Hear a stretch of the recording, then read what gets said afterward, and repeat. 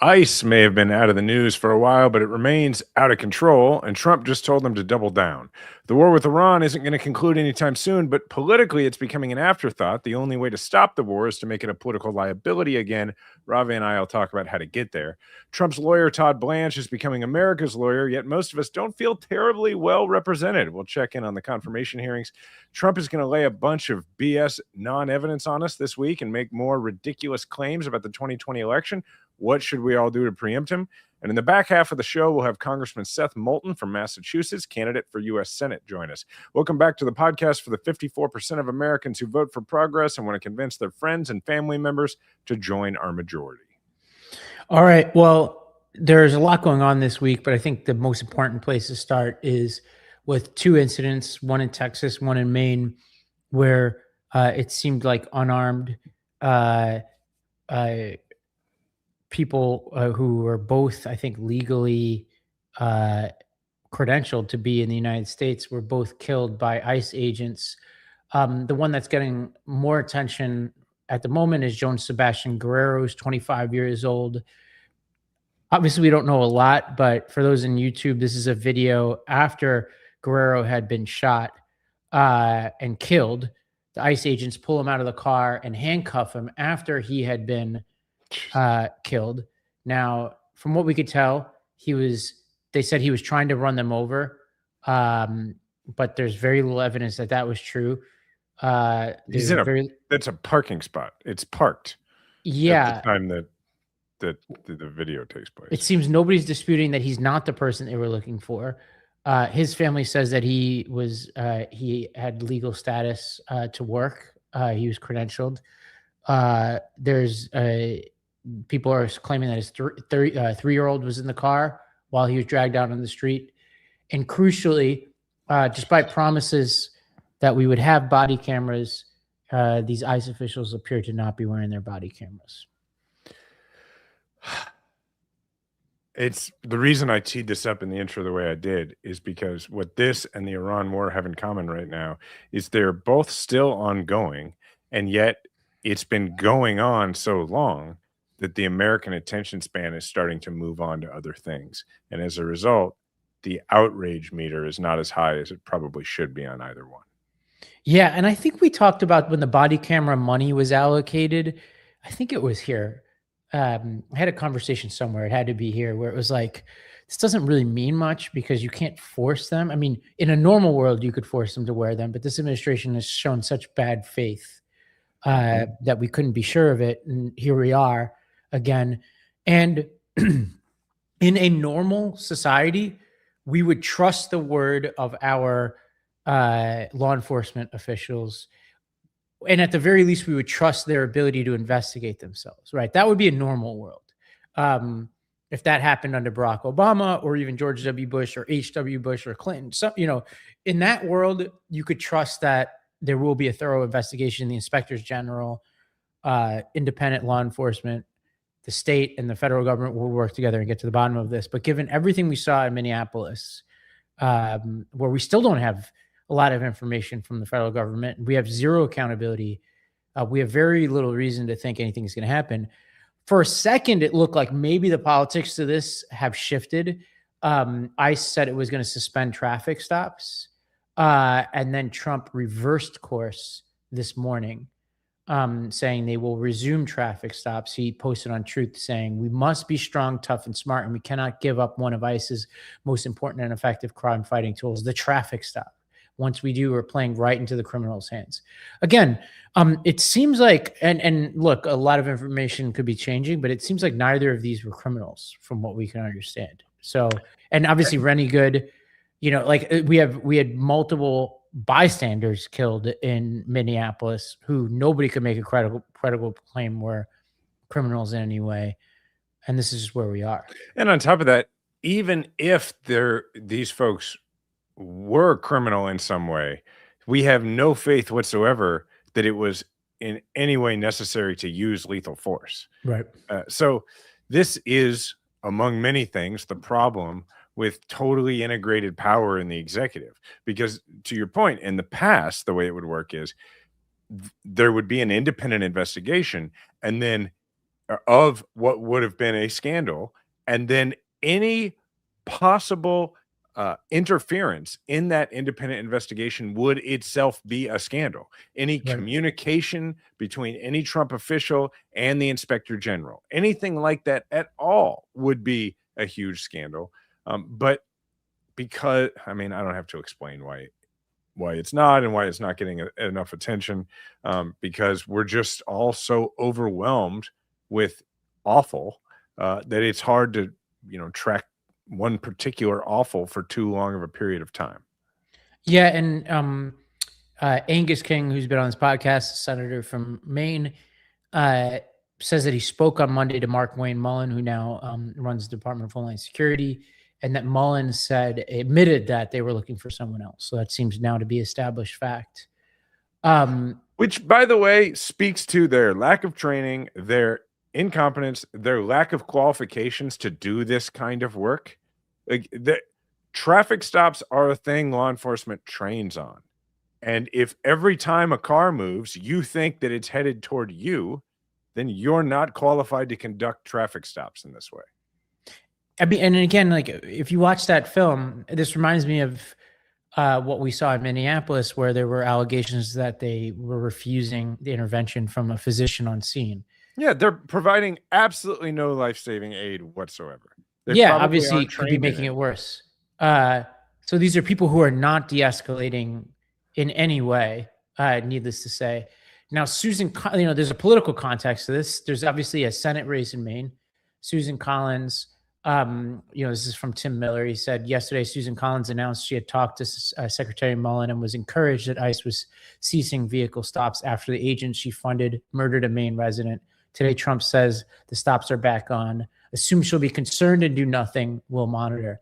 Yeah, this, I think, when we take a step back and talk about the implications of this politically, the fact that this is in Maine is going to lead to a pretty robust conversation within that state. And whoever emerges as the candidate of Democrats, no doubt is going to talk about incidents like this to say that even if you like Susan Collins, which, unfortunately, there's some subset of people who voted for Harris, voted for Biden and Obama, who have voted for Collins. I imagine some of them like Susan Collins.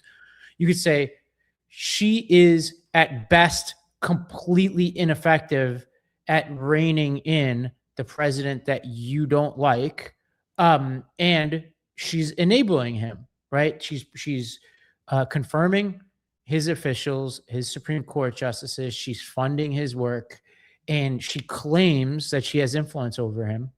But he ignores her on the issues that she takes seriously. So she's enabling him and he's ignoring her. That is not a good bargain for the state of Maine. Yeah, I would say something like Maine needs to put up a gate to keep Trump out, and we barely have a speed bump in our senator. Like, right. She's doing nothing to slow them down whatsoever. Right. And when people aren't paying attention, she's, I don't know what the car analogy is, but putting nitro in there. She's making it easier for him. That's one extra senator to vote for everything that's important to him. AOC was asked about Collins and had an interesting quote here. Let's go to this clip. This is the reason why she's bragging about the fact that they had additional body cameras in the Homeland Security funding, and they had more safeguards and inspector generals. Do you think that was sufficient? I mean, was that sufficient? Senator Collins wrote the blank check to allow these officers to conduct themselves in the way that they have in Maine in the first place. And she's the one who's poured resources into it. And just because now that there's live footage of the atrocities that she has enabled, doesn't make it better than preventing them from happening in the first place. Yeah, I mean, and now we know that they, at least we don't think they were wearing their body cams anyway. So what is Susan Collins going to do about that? Let me tell you what she's not going to do. She's not going to call Mark Wayne Mullen in front of any committees and demand that he explain why the money that was allocated for body cameras is not turned into body cameras. That will not be happening. And that is that's what anybody else would do. That's probably what Angus King would do if he sat with the majority and could do that. Right. Kyle Cheney in Politico had a very interesting article that looked at 1 year of the impact, 1 year into the mass detention policy. What has ICE been doing? And it's got some just incredible data. Just basically, judges are overruling the Trump administration consistently. Federal courts have overruled the Trump administration at least 15,000 times. You have, most of these people who are being held don't have any criminal record or allegations against them in the United States, save for the accusation that they're in violation of our immigration laws. And obviously, as we've seen, they can't even get that right consistently. And so what we're seeing here is an administration that is ignoring the courts. Like, there's no other way to put it. If you're being overruled 15,000 times and you're plowing ahead, you're basically daring the courts to do anything. You're going to be like, you can keep ruling against us. We're going to keep throwing cases at you, and you're going to have to try to keep up. Do you remember some time ago where I talked about having talked to a friend who was a federal judge who detailed for me how federal judges all around the country, whether they were in Minnesota or in Chicago or any of these jurisdictions where ICE was surging, they were being called in to write orders stopping deportations because ICE was deporting people so fast, and including deporting people who ICE did not have a legal right to deport, that if they didn't call in federal judges from all over the country to write the cease and desist orders against ICE, people were gone so quick that there was nothing they could do because they would get them on a plane and they were out of the country and they couldn't be stopped. So the reason you have so many thousands of these orders is because federal judges across the country have had to take time away from their own dockets and just write orders, restraining ICE on individual cases over and over and over again. So those aren't like all judges in the jurisdictions where these people were supposed to be deported from, because there's not enough judges to do that. It has been federal judges in every part of the country writing these orders, regardless of where the jurisdiction is. Well, let's talk Iran. It's like a comedy act at this point. So, a couple of days ago, Trump said he's going to impose a 20% toll for cargo going through the straits, and then backtracked. I think this was yesterday. He said, based on highly productive conversations with Middle Eastern leadership, I have decided to replace the 20% United States reimbursement fee with trade and investment deals that the various Gulf states will be making in the United States. What those deals are, who knows? Yeah, right? okay. Let me translate that. All right. Here's my translation. I didn't talk to anybody in Iran, and they may still be trying to do fees. I had just shot my mouth off and claimed that we were going to do tolls and we were going to control the strait. But I've had several kings, well, they're all pretty much kings, leaders in the Gulf states call me and say very nice things to me over the past few hours. They've really genuflected in a way that, even more than usual. They've really kissed my butt in a way that I really liked. And the idea of more trade deals was mentioned. So I will be using the kiss-assery combined with the whiff of possible future trade as an excuse to back off that 20% thing that I said before, and that probably can't logistically be done without permanently deploying the United States Navy and some pretty substantial number of forward deployed Marines to that area.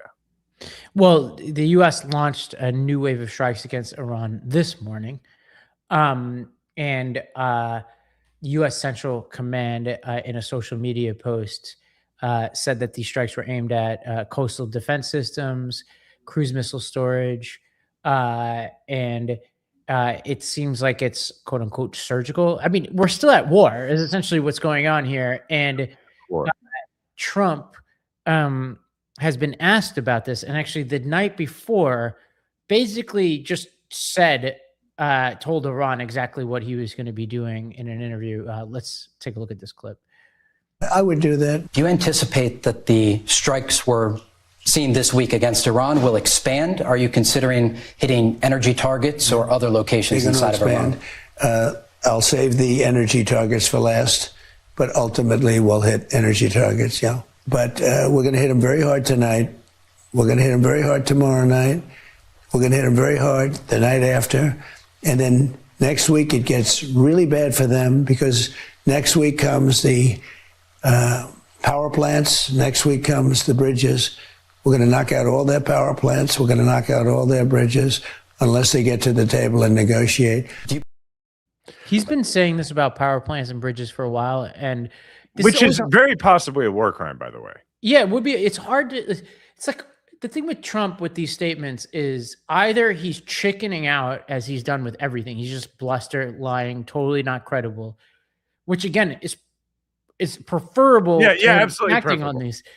Obviously, what's preferable is he doesn't say things that are war crimes and doesn't say things that he doesn't follow up on. Like What's that we actually preferable have is resignation, but we're not getting there.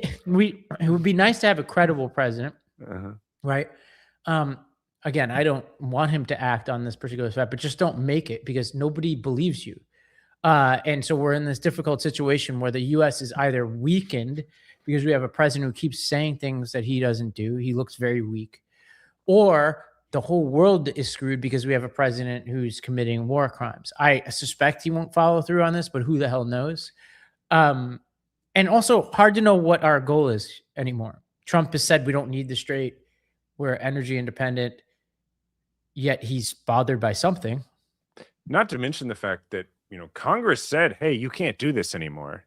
And then the lawyers in the White House just invented the idea that, well, the clock starts over because there was a ceasefire. And so now I can do this for 60 days without going to Congress. No, that's not what the resolution said. No. And sadly, we have a Supreme Court who won't do jack about it. So it's, I introed this at the beginning of the show by saying that what those of us out here in the real world, you, me, the people listening or watching right now, have to do is figure out how in everyday conversations to inject this issue back into the very top line of issues people are thinking about, right? Because when that was the case, it put a lot of pressure on Trump and they tried to go after a ceasefire. Right now, there seems to be no political consequence whatsoever for continuing the war. I think that what the Trump administration thinks and what Donald Trump in particular thinks is that he's already taken all the political hits he's going to take for the Iran war. So he's sort of going, if I want to have a war and I've already been hit politically for it, and I'm not going to, I have not much to gain by getting the ceasefire. He saw the ceasefire happen. He didn't see his numbers really rebound much. He did see things get better for people not being bombed, which he doesn't, perhaps he's not as concerned about as I'd like, or for oil prices here in the United States and that kind of thing. But he didn't see his numbers rebound the way he thought he would. So to him, he's like, well, if I want to wage war, I'll just wage war because I don't seem to have an incentive for not waging war. And so what we have to do is get back to there being a real disincentive for being at war with Iran. And if we're not talking about it all the time and outraged about it all the time, that won't happen. Yeah, it's always hard to know what's going on with him. I suspect that the combination of the funeral a week ago and all the rhetoric within Iran that they want to assassinate Trump, which sure doesn't help. I'm sure you're right. Combined with the fact that he lost this war, and as much as he probably wouldn't admit to himself that much, he's got this openly defiant regime who's violating their own memorandum of understanding with him. They are standing up to him in a way that people don't often stand up to Trump other than Democrats in the United States. He doesn't want this to stand. It's an open level of disrespect and defiance of his power and his own self-image that I think he's kind of stuck. He's like, this whole strongman image that I've projected is at risk if I keep letting these guys demonstrate that they can define me like this. So he's kind of stuck. This is just like the 2020 election. He lost. He doesn't like people knowing that he lost something. And as a result, he is out there looking for his Iran war, my pillow guy, to present him with bogus evidence that he in fact didn't lose, and this was a resounding victory. He doesn't have that. And he couldn't just keep the 2020 election going forever, although he wanted to. He can just keep the Iran war going. And both are equally dangerous in a way. Right. Well, he also didn't rule out a ground campaign. Here's another clip from the same interview. Foolish, but I'll tell you about Cargill. And so we've already. Are you ruling out a ground campaign in a limited capacity? I don't want to say that either, but I would say no if I thought it was appropriate. I'd say sometimes you need a ground campaign, but we have other people that will do the ground campaign for us. But we already hit Cargill, as you know, twice. Even 3 times. I said, hit everything but the oil. Just leave that little area from 25 yards out. Leave that little area. Don't touch the oil, because I don't want that in terms of the world economy. It's a chunk of the world economy. So we haven't hit that. At some point we could, but I think it's unlikely. As far as taking it is concerned, if we degrade them far enough and deep enough back, I would do that. Do you anticipate? There's so much to pick apart there. What a bunch of crap. One, as I've said from the beginning, all these things that you claim you want to achieve are not achievable without holding the ground, which I'm not for, because I don't think we didn't need to do this in the first place. But to say that these objectives could be met without holding the ground is to have never paid any attention to any wars in the Middle East or elsewhere. 2, to say that there's going to be other people who hold the ground, as Jeremy points out for us here, he could be talking about the Kurds. 1, you're not going to be able to do that without at least U.S. Special Forces there to advise them and to support them. 2, you're probably not going to be able to do that. The Revolutionary Guard is still a very significant conventional military. That's not going to work. And by the way, you've only made them have a more unified control over things. So that's not going to work. And if you're talking about any Gulf states or Israel, no, that's not going to happen or work.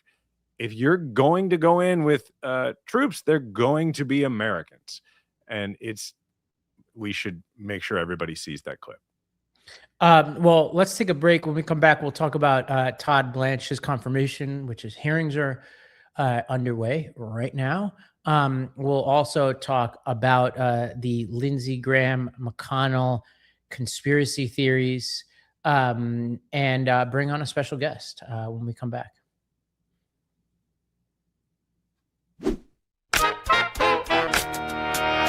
Is your hair just not performing like it used to? The move isn't a hat. It's addressing the root cause. Nutrafol works from the inside out, and it's backed by real credentials. Nutrafol is the #1 dermatologist recommended hair growth supplement brand, used by over 1.5 million people. I've been a fan of it for a long time. Nutrafol is formulas built for men at different life stages. Nutrafol Men for guys 18 to 49, and the new Nutrafol Men 50 Plus, which is the first product of its kind specifically made for men over 50. So address the key root causes of thinning wherever you're at in life. Grow visibly thicker, fuller hair in 3 to 6 months. Nutrafol is backed by peer-reviewed studies and NSF certified for sport, the gold standard for supplement quality. You know exactly what you're putting in your body. So start Nutrafol today and make the hat optional. Visit Nutrafol.com and enter the promo code MAJORITY for $10 off your first month subscription and free shipping. Find out why Nutrafol is the best-selling hair growth supplement brand at Nutrafol.com, spelled Nutrafol.com, promo code MAJORITY. That's Nutrafol.com, promo code MAJORITY. So I'm in my early 40s, and suddenly everything that used to be easy wasn't. I barely ever really talk about this, but it has to be said that nobody tells you about this stuff. And it comes all at once sometimes. One day you're crushing it. The next day you're wondering why everything feels twice as hard. Because here's the thing. Most men start losing testosterone around the age 30, about 1% every year after that. That's why I started taking Mars Men. Here's what I learned. Your body makes testosterone, but a lot of it gets locked up and can't be used. There's this protein called SHBG that basically handcuffs your testosterone. And even if your body's making testosterone, SHBG locks it up so you can't access it. It's like having money in the bank, but your debit card won't work. Mars Men is designed to help free locked testosterone so your body can actually use it. No synthetics, no needles, just real ingredients that help optimize energy, focus, and strength. Since using Mars Men, I just feel different every day. From my lifts to my recovery, I feel like myself again. Mars Men supports healthy T levels, energy, and stamina, and has 8 natural, clinically dosed ingredients. It's also made in the US and third-party tested. There's a 90-day money-back guarantee, so there's no risk. Worst case, you don't absolutely love it, you get your money back, but over 91% of users report higher energy levels. I, for one, you talk about those ingredients, I was looking at the ingredients, and actually in taking this, I was actually able to cross off some other supplements that I was taking one off that are now offered in Mars Men. So for a limited time, our listeners get 50% off for life, plus free shipping and 3 free gifts at mengotomars.com. That's mengotomars for 50% off and 3 free gifts when you check out. After you purchase, they will ask you where you heard about them. Please support our show and tell them our show sent you. Well, before we jumped on, I started watching Todd Blanche's confirmation hearings in front of the Senate. And, you know, like, it's not surprising, but it's notable. You know, he is evasive. He's slippery. He's not like the full Kash Patel where he's at least as of now, he isn't yelling at or insulting senators. But he's being incredibly misleading. And I do think in this environment, it's not accidental that he's a little bit less defiant than Pam Bondi and Patel were, because I think he's got a handful of senators in Cornyn who actually was asking some tough questions, Tillis, et cetera, who might want to find their independence at this late stage of their career. But I don't know. People are saying he's in peril, his nomination. I think it's a pretty safe bet that Republicans rally around Trump for these confirmations, but who knows? Yeah, I see the strategy here, right? I mean, because when you know you have the votes, then the only audience that matters is Trump. Because the only way, like when Kash Patel was going through his nomination fight, the only way he doesn't get to the finish line is if his nomination gets pulled. Now, Blanche has a little bit more of a tightrope here because, yeah, his nomination could get pulled, although there doesn't appear to be anybody in the bullpen warming up, right? It's like it very much appears to be the case that Trump is like, hey, you got the rest of this inning. Nobody's warm. We're riding you the rest of the way. So he kind of knows that. I mean, it helps that he's Trump's lawyer, and he's clearly who Trump wants in that position right now because it allows Trump to have somebody who will just do whatever he says, which is what he had in Bondi, except Bondi fell out of favor, mostly because she tried to achieve the things Trump wanted. And so everybody has a short shelf life as a result, because you can't do the things that Trump is telling you to do and continue to be viable and credible in the job long term. Now, he also, to your point, doesn't have the ability to just yell at everybody and know that the votes are going to be there, because there are people who are willing to vote against him. So, but look, I assume he gets through because from what I've seen of it so far, he seems to have struck that right chord. And honestly, what he's benefiting from is just fatigue of everybody on the Epstein files mostly. I mean, they feel like they kind of punched themselves out with Bondi and others, and he was very intimately involved in all that stuff, but he's just removed enough for the Republicans to just say like, we kind of got our pound of flesh out of Bondi and others, and Patel, everybody knows, is on his way out too, probably. So I think he probably gets through, but it is very telling that he said things like, well, I'm his lawyer. I mean, I was his lawyer. Yeah, I saw that clip. Yeah. I mean, he's so slippery. I was watching it and it's unbelievable. But there's another confirmation hearing underway as well, which is Clayton for DNI. I noticed a very telling exchange between John Ossoff and Clayton. Who won the 2020 election? I'm not going to do this with you. This is a job interview. We've established that you have an obligation to be honest and forthright With the committee, yes? You do have an obligation to be honest and forthright with the committee? Yes. Who won the 2020 election? Like I said, I'm not going to get into that with you. But you do have an obligation to be honest and forthright with the committee. Is anything that I just said not honest or forthright? Yes, you're not being honest or forthright. Who won the 2020 election? I think I've answered the question. We can keep doing this. Well, we're going to keep doing it because you're not being honest and forthright. I'm not going to engage in the theater. It's a simple question, Mr. Clayton. And I've answered. Who won the 2020 presidential election? I've answered it. You're here asking for the support of senators to lead America's intelligence community. We've established that you have an obligation to be honest and forthright with this committee and with the American public, but you refuse to answer a simple matter of fact about the 2020 election. Is that right? No, that's not right. Then answer the question. Who won the 2020 election? I have answered the question. Answer it. What is your answer? I've given you my answer. What is your answer? You refuse to answer a basic question about who won a presidential election, but you asked to lead America's intelligence community? Isn't it humiliating to be unable to answer this question, to have to indulge the president's delusions? We know, you know, everybody in this room knows the truthful answer to that question. Why can you not give it? I think I gave you the answer. Are you aware that Director Gabb? So, yeah, I mean, perfectly stated. It should be humiliating, but I mean, the prospective director of intelligence can't say who won an election, and the president wants his criminal defense attorney as his attorney general. Is like, if you were from Mars and you came down and you were like, give me 2 facts just from today that help me understand the current leader of this country, those would be 2 pretty helpful ones. Yeah, and I thought the demeanor from Ossoff was good. He didn't get rattled. He just kept asking him. And I think there are kind of 2 audiences. Obviously, there's the American public, but there's also the other senators.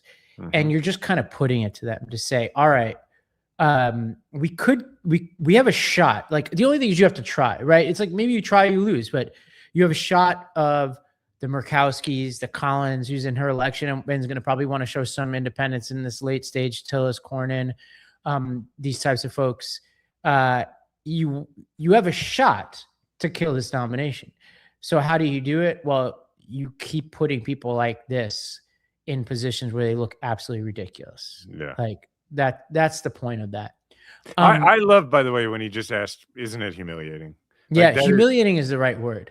It's the exact right answer. Mayor Pete had a very interesting interview with Tim Miller yesterday. And there was one part of what he said that I think is fascinating and relevant to some sort of debates and discussions you and I have been having over the years about just what role core democracy issues should play in our core message to the electorate. Let's go to this clip.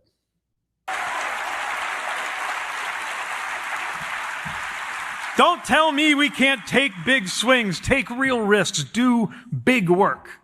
Don't tell me it's bad politics to talk about diesel prices and democracy in the same breath, because they are all part of the same picture. 250 years ago this month, our founders didn't go to war to overthrow a king because they read John Locke and Rousseau in their studies and thought it would be neat to go try this stuff out someplace. They put their lives on the line to create something new in this world because they thought it would make everyday life better if the people were in charge of the government instead of the other way around.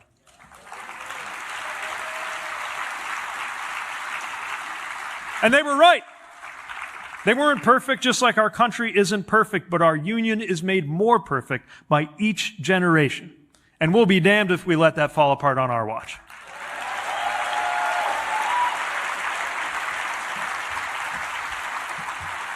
So we got some work to do.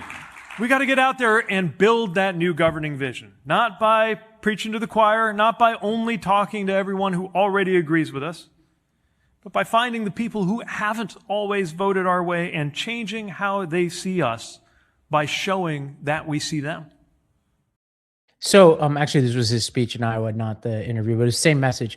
I like what he's saying, like in general, and he kind of gave a more deep explanation of this with Tim Miller, is like that the founders obviously fought a war over the principles that were at stake in the Declaration of Independence and the Constitution.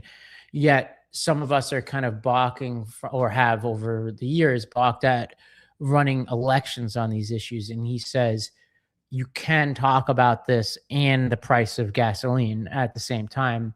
And then he offered, like, what does it mean to be ambitious on this? And said, look, you could be a moderate on certain policy issues, but still be radical and bold on the democracy issues. Like how many senators we have, how many Supreme Court justices we have, the role of money in politics, redistricting.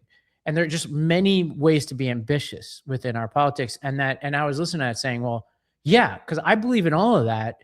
And even if I disagree with somebody on some of these sort of core tenets of socialism, we could all agree that they won't have a shot at any of those policies until we fix what's wrong with our democracy, because we'll never have enough votes. We'll never have the Supreme Court until we fix all these other issues. So I found that compelling. It's a great point. It's not economic issues or issues of democracy. If you don't have democracy right, then people are going to get absolutely screwed in the economy. Like, yeah. And it is populist, especially the money in politics front and all that representation. I do think if like redistricting is a snoozer for most people, but the larger principle that your vote doesn't count, I think is something that everybody can understand. But before we have Seth on, there were two somewhat related issues. One was the passing of Lindsey Graham, and the other was Mitch McConnell's health and all the rumors around that.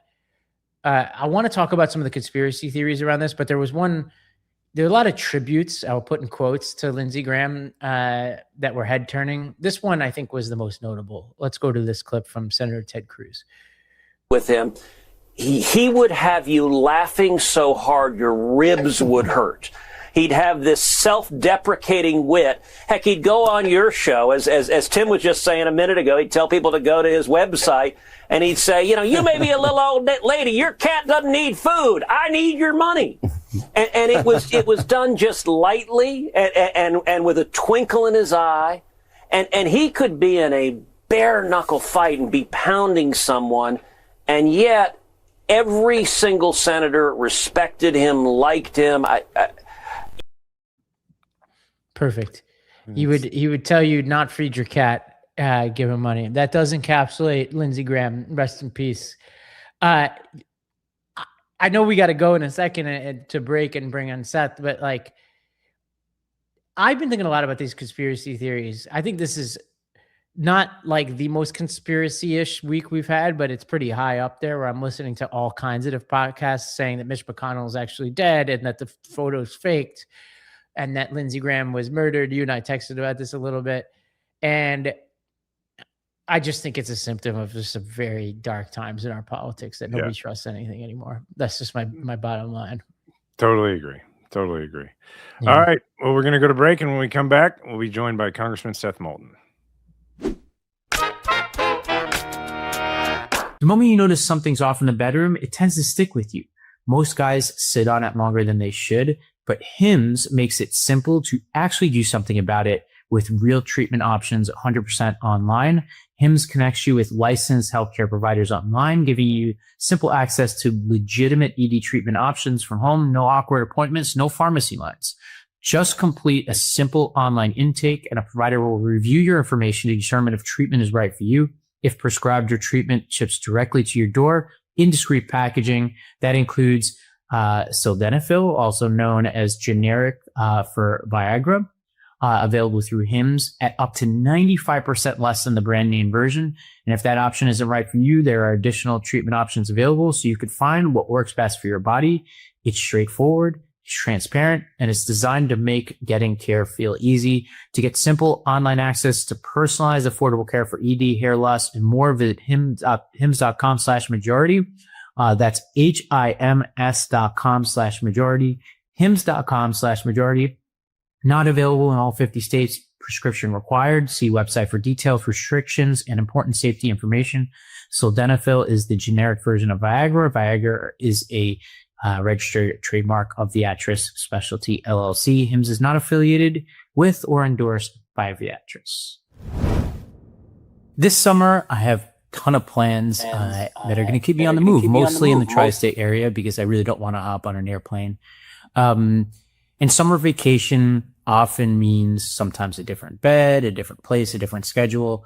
But the one thing I try to keep consistent is AG1. And those of you who have been listening to this podcast for a long time know that I have been talking about AG1 before they ever became a sponsor. I started using them before this podcast ever existed.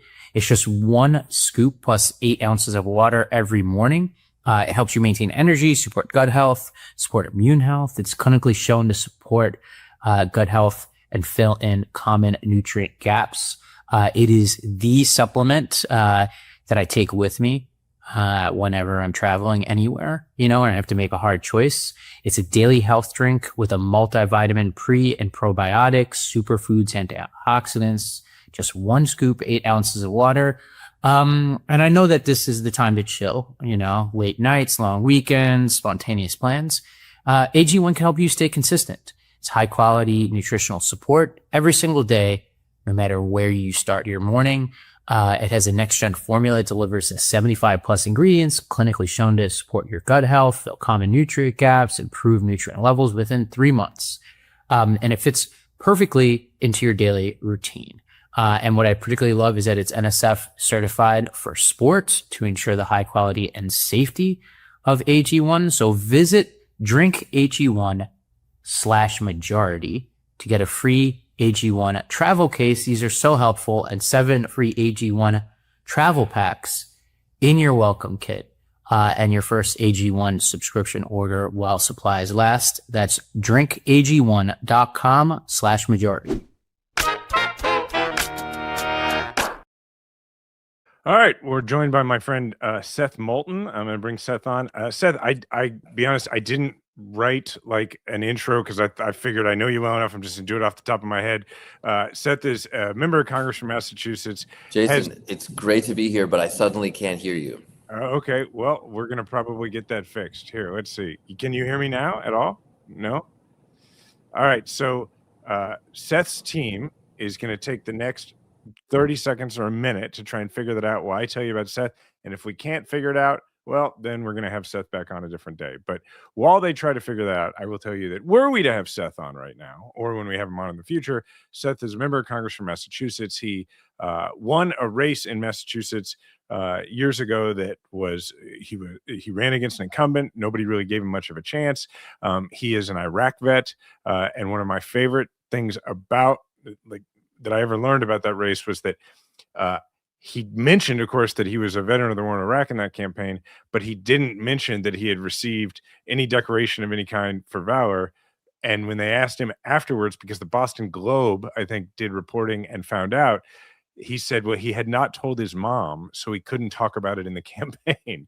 And I always thought that was great. So now that I've said all those nice things about Seth, who is currently running against an incumbent for the United States Senate in Massachusetts, let's see if he can hear me. I got you loud and clear. Awesome. Okay, good deal. All right. So, so you're running against an incumbent for the U.S. Senate. You are a member of Congress from Massachusetts. Before we go into talking about the campaign, I thought I would literally just tee up a couple of topics for you because you've been talking about these things lately, and I think you've done a great job, and I want the audience to hear it. Rather than ask you to talk about, and you can if you want, but where things sit in Iran right now, as somebody who has served and has fought for the country, just take us through your basic, here's what Seth thinks about this stupid thing that the president has gotten us into. I think that this war in Iran has been an utter disaster for literally everyone except Iran. I mean, Iran is projecting more power across the globe. They literally have been able to strangle the world economy thanks to Trump's war. They are shooting ballistic missiles at our adversaries. They're rebuilding their nuclear program as we speak.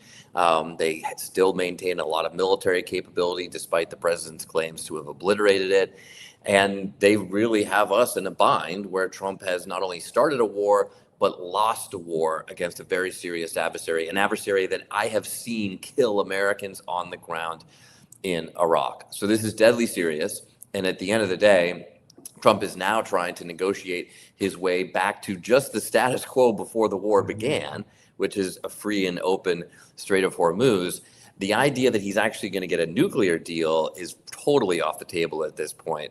And of course, the same MAGA Republicans that decried Obama for unfreezing $1.7 billion in assets to get the really impressive Obama nuclear deal now are staring down the barrel of $324 billion that we apparently are going to basically gift to the Iranian regime. So this is a loss across the board for the United States. And you can divide up blame a little bit between Trump and Netanyahu and Marco Rubio, but it's basically Donald Trump's fault. Do you think that there is going to be, it's a two-part question, that there's possibly going to be an actual lasting ceasefire prior to the midterms, but also, if not, do you think that there is likely to be one before the end of the Trump administration? Or is this just going to sort of go on in this way, counting on the American people to stop paying attention?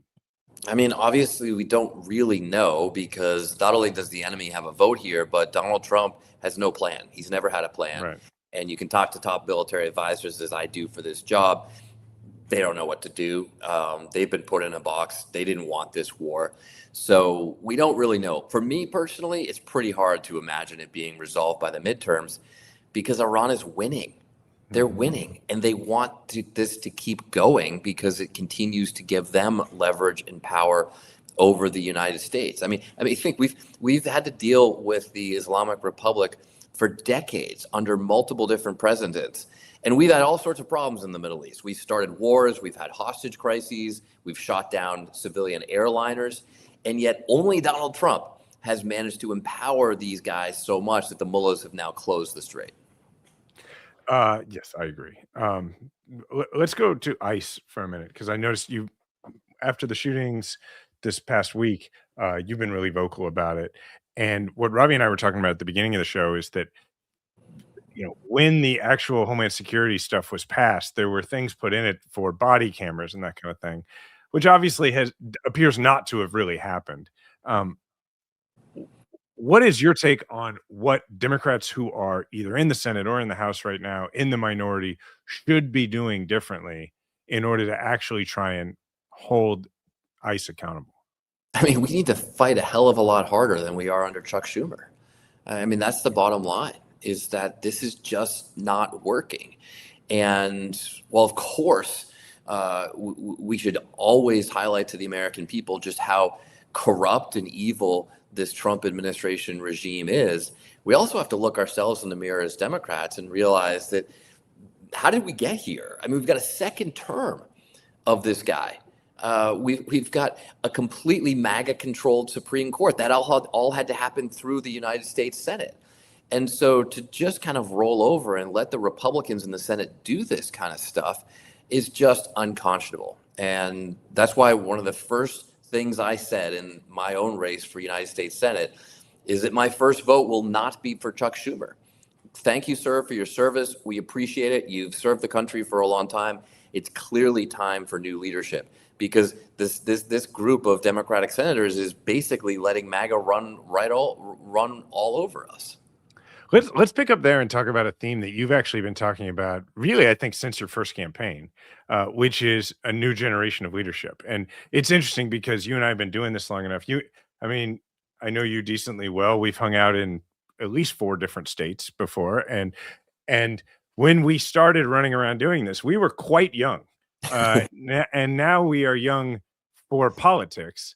But we're not like our kids don't think we're young. No, no, and no. And yet we would be spring chickens in the United States Senate. Right. Jason. I mean, exactly.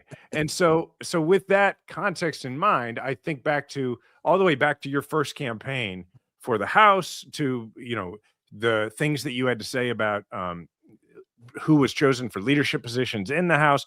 This is not something where you decided like woke up and were like, well, I'd like to be in the Senate, so I'll adopt this whole new generation of leadership thing because I'm younger than the current senator.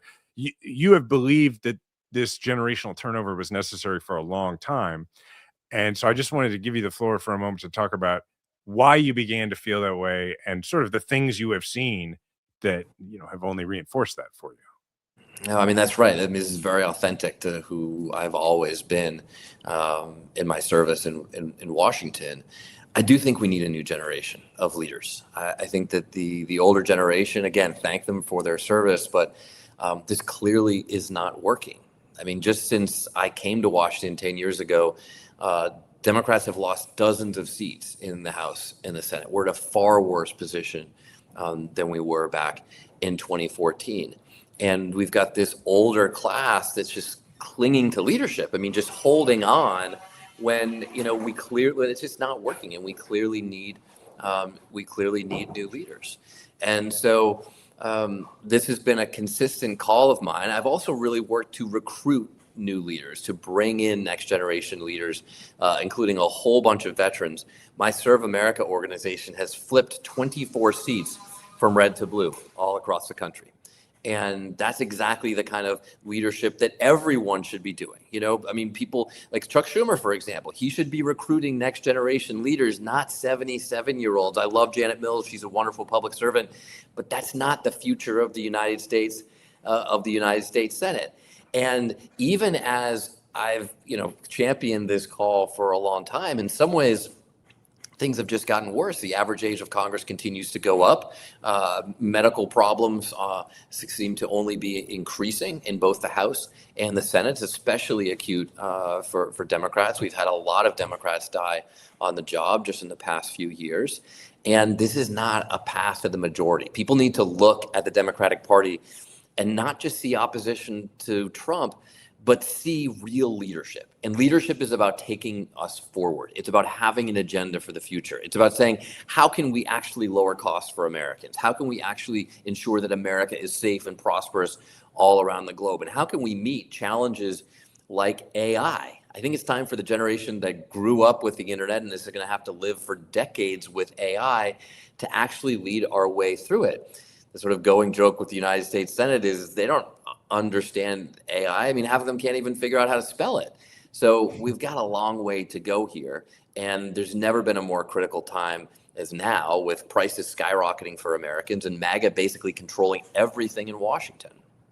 One thing I notice when I hear from both on social media and in person from a lot of Democrats, and when I hear, elected or otherwise, and when I hear from folks who are like, I don't know, I'd say 65 and over, the theme, everybody is like disoriented and concerned, but the way they talk about it changes generationally. So folks say 65 and older, it tends to take on the tone of like, is it ever going to be like it was?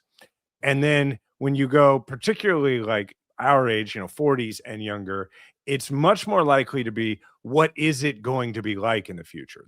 And I think that, to me, and I'm curious what you think about this, whereas it gets seen by people like in the media who are trying to interpret what's going on politically, it gets seen through this very simple, very left or more moderate thing. But I don't think that's what it is. My sense is it's what you're describing, which is like, for instance, if you're very young, if you're like Generation Z, you don't remember 9/11, which means you do not remember a time when Republicans and Democrats got together regularly and sorted things out.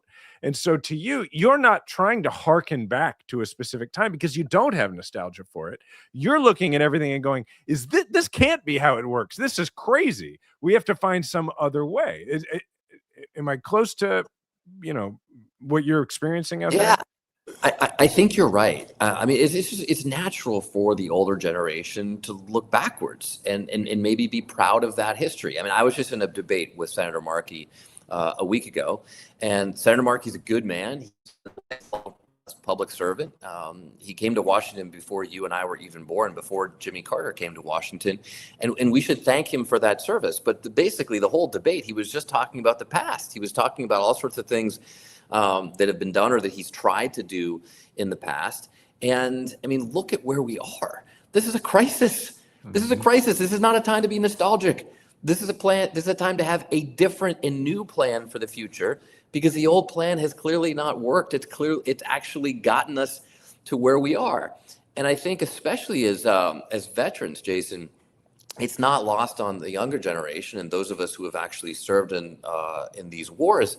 We were talking about Iran earlier, that a lot of this older generation just didn't really show up when it mattered. Senator Markey voted to send us to Iraq. He voted to send troops into a war that didn't need to be fought, that shouldn't have happened, because they weren't asking the tough questions that need to be asked in Washington. And so in a sense, this generation of Democrats has been getting rolled by Republicans for a while. And I think it's time for a generation of Democrats with fight, with a real commitment to progressive values and a plan for the future to show up. And that's what you're seeing across the board in these Democratic wins. You know, we have wins from all over the ideological spectrum, more moderates, more progressives, DSA candidates in New York. What they have in common is they're next generation leaders, and they're willing to challenge the party establishment. They're not going to just vote for Trump nominees like Marco Rubio because Senator Schumer said so. They're not just going to vote